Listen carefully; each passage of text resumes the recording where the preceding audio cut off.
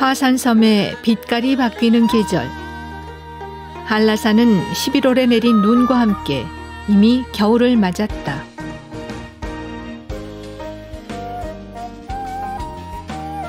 (11월) 한라산을 가로지르는 제1의 도로. 굽이 도는 그 길을 따라 단풍의 물결이 이어진다.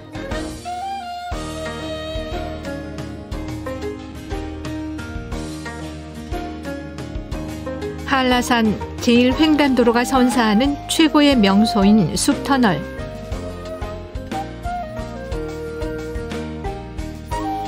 이곳엔 가을, 겨울, 봄, 여름 계절마다 다른 멋이 연출된다.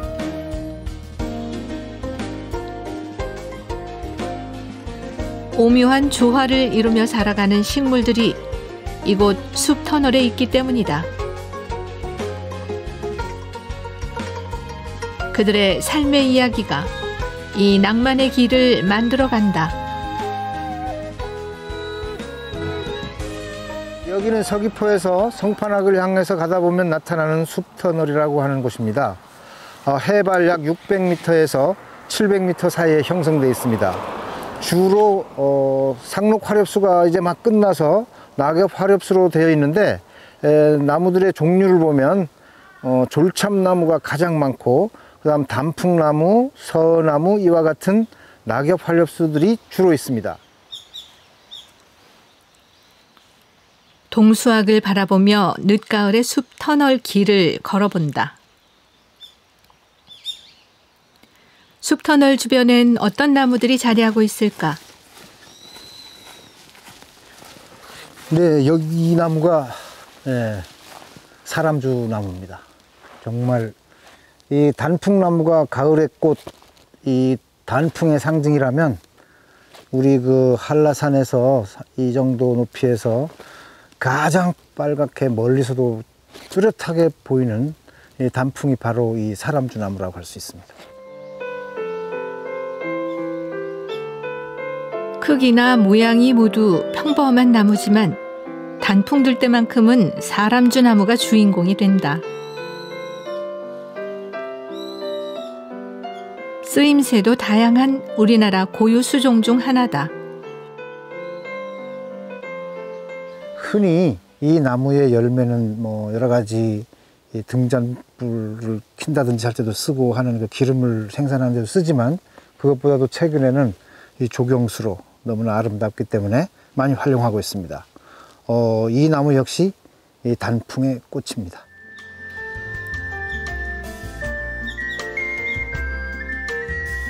붉은빛의 단풍이 있는가 하면 숲터널 주변엔 노란색, 황갈색, 젓갈색의 다양한 단풍들이 함께 어우러져 있다.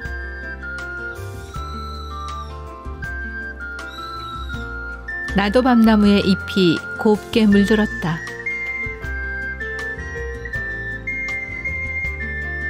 따뜻한 지방에서 자생하는 나도밤나무. 실제로 밤나무하고는 어떤 관계가 있을까? 이름이 나도밤나무여서 밤나무와 무슨 혈연 관계가 있는 것처럼 느껴지지만, 실은 밤나무와는 굉장히 먼 관계고, 이 이파리가 이 밤나무 이파리처럼 생겼다고 해서 붙은 이름이 되겠습니다. 이파리만 놓고 보면 밤나무에 비해서도 훨씬 큽니다. 아마도 이 숲터널 일대, 어쩌면 한라산에 자라고 있는 이 낙엽 화렵수 중에서 아마도 이파리가 제일 큰 나무에 속하지 않을까, 이런 생각이 듭니다. 네, 이건 지금 한 3m 잘 자라면 그렇게 자라는 관목인데, 덜꺽나무가 되겠습니다. 지금 보시는 것처럼 이 빨갛게 단풍이 들었죠.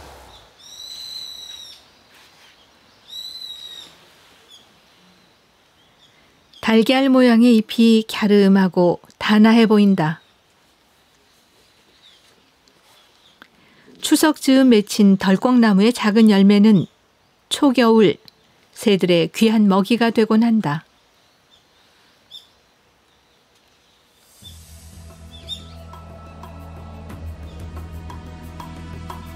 한라산 국립공원 안에 자리한 오름 동수악.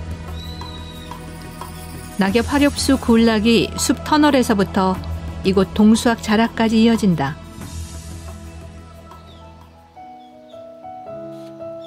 드디어 단풍나무를 만났다. 옛 한시의 한 구절처럼 설이 맞은 단풍이 햇빛을 향해 붉게 물들어가고 있다.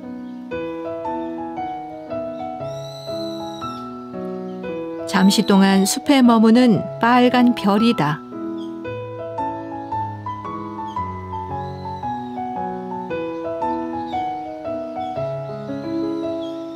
가장 빨간색을 나타내는 말 그대로 단풍나무라고 하는 이 나무가 역시 단풍의 왕이라고 할 수 있겠습니다.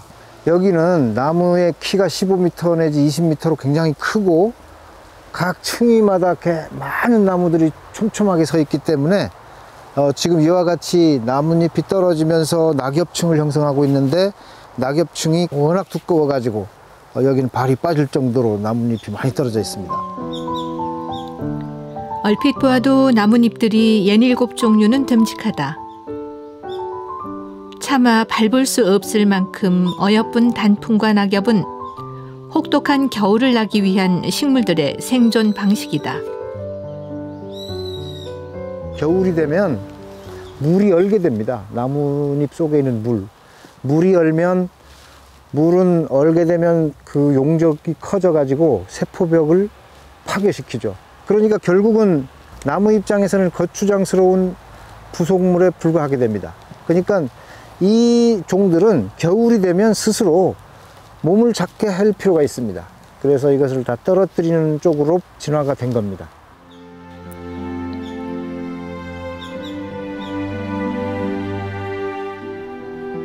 오름 하단부가 낙엽 화렵수에 둘러싸인 동수학은 다양한 식물들이 오묘한 조화를 이루는 곳이다.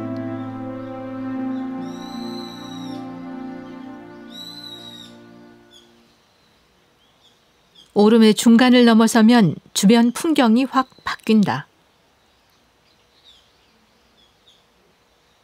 상록수림이 펼쳐진다.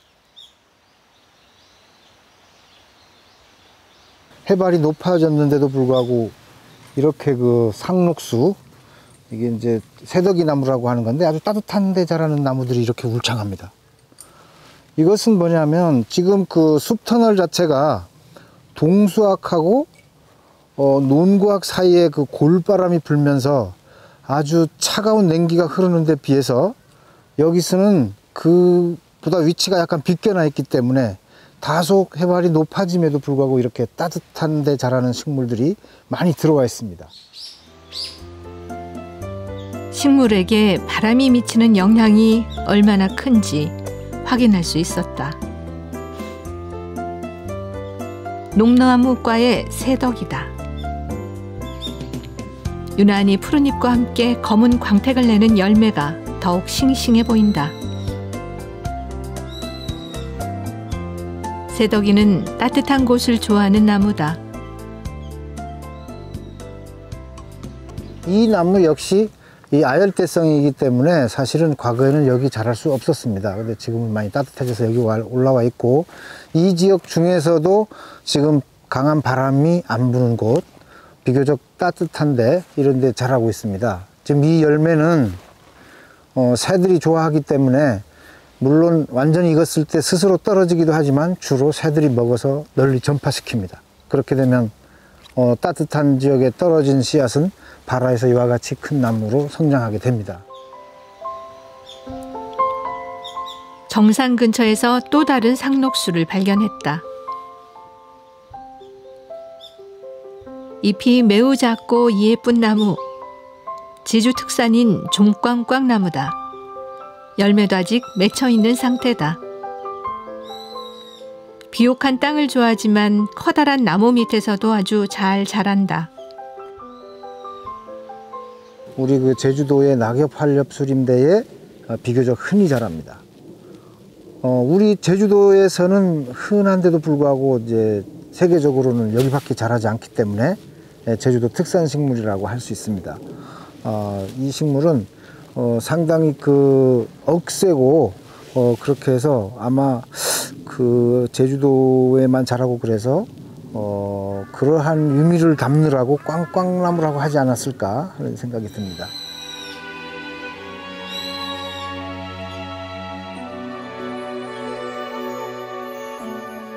동수학의 정상이다.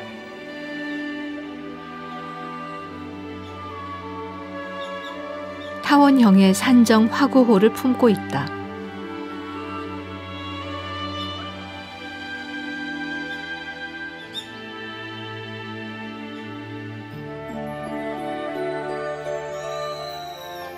원래 이 화구호엔 항상 물이 마르지 않았다고 하지만 최근엔 걸어 다닐 수 있을 정도로 육지화되고 있다.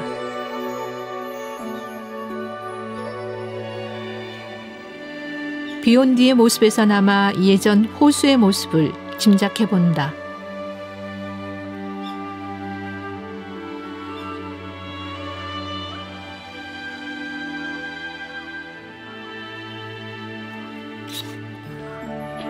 이곳 동수학에 자리를 잡고 있는 큰 부리 까마귀. 머리부터 발끝까지 온통 검은 빛깔이다.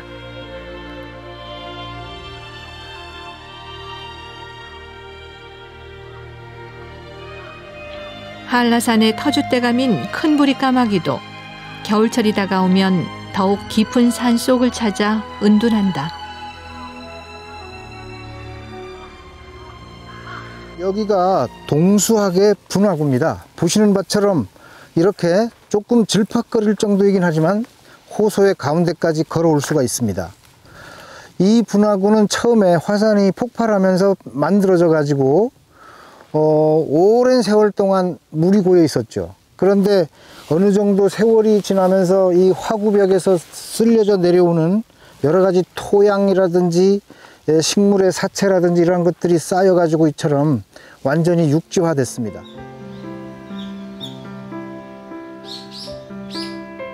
호수나 습지가 육지화될 때 가장 먼저 들어오는 나무가 바로 솔비나무다. 이미 잎은 다 지고 콩꼬투리만 남았다. 제주어로는 솔피낭 또는 먹낭이라고도 하는데 나무의 속이 먹물처럼 검고 껍질에는 유분이 많다. 제주도 사람들은 옛날에 목축을 하던 시대에는 이 나무의 껍질을 벗겨서 불을 붙일 때 불쏘시개로 삼았습니다. 우리 제주도에만 자라는 제주도 특산 식물이고 보시는 바처럼 이제 키가 한 5, 6m 정도까지 자라는 그 콩과 식물입니다. 콩 꼬투리가 달려 있죠. 이거를 까보면 이 하나 꼬투리마다 3, 4개씩의 그 콩이 들어 있습니다.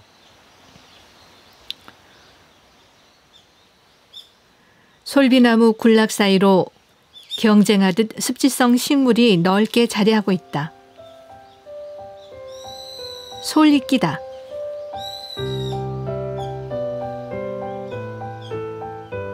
줄기에 달린 잎의 모습이 마치 소나무 가지를 연상케 해서 솔이끼라고 이름이 붙여졌다. 물먹은 스펀지처럼 폭신한 이탄층을 이루고 있다. 이게 죽으면 이 사체 위에 다시 이 식물이 자라고 이렇게 하면서 아주 깊은 이탄층을 만듭니다. 그래서 이 속에 어떤 동식물의 사체가 섞이게 되면 역시 썩지 않고 오랫동안 보존이 돼서 이 일대의 식생이 과거에 어땠는지 알 수 있는 그런 그 어떤 타임 캡슐 같은 역할을 하게 됩니다. 동수학의 낙엽수와 상록수들이 겨우살이 준비를 하는 계절. 양치식물도 예외는 아니다. 1m 가까이 크게 자란 고비다.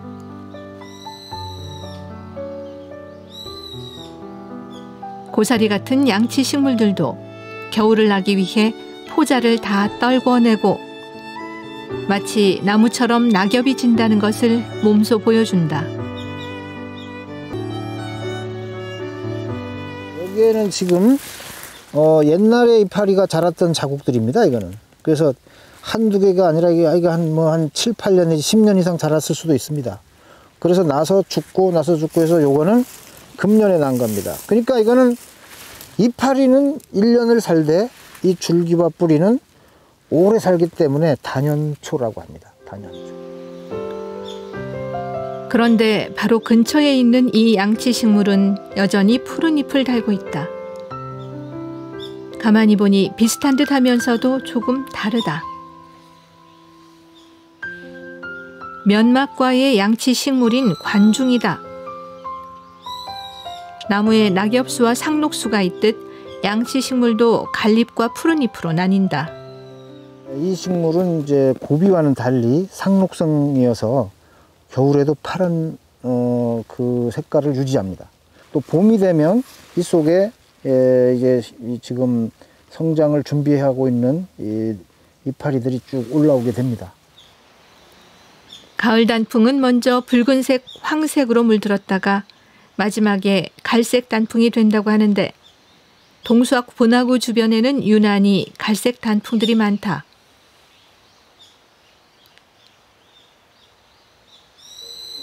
졸참나무다.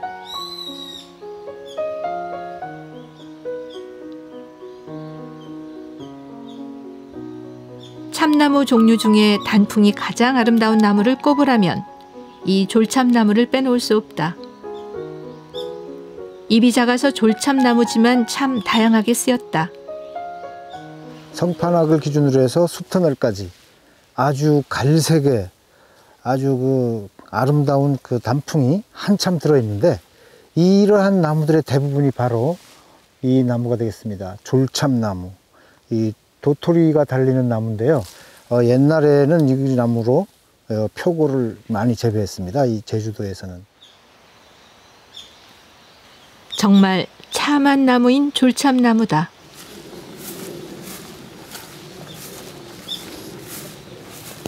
네, 여기 화구벽 대부분이 전부 다 졸참나무인데 여기는 이제 신갈나무가 좀 섞여 있습니다. 졸참나무하고 거의 구별이 되지 않지만 잎 모양이 조금 다르다.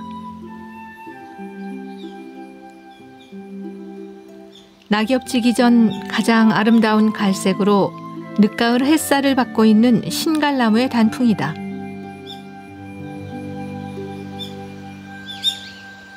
졸참나무와 신갈나무는 상당히 비슷한데 이 이파리 모양이 있어서도 둘 다 장타원형이긴 하지만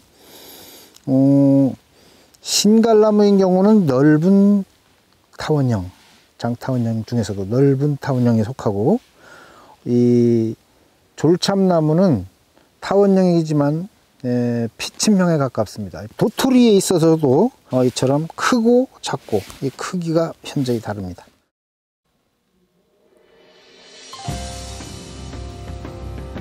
동수학에선 서로 다른 식물들이 오묘한 조화를 이룬다. 육지 식물과 습지의 식물이 경쟁하며 공생하고 따뜻한 곳을 좋아하는 식물들과 찬바람에 적응한 식물들이 함께한다. 식물들이 이루어낸 아름다운 공존이다.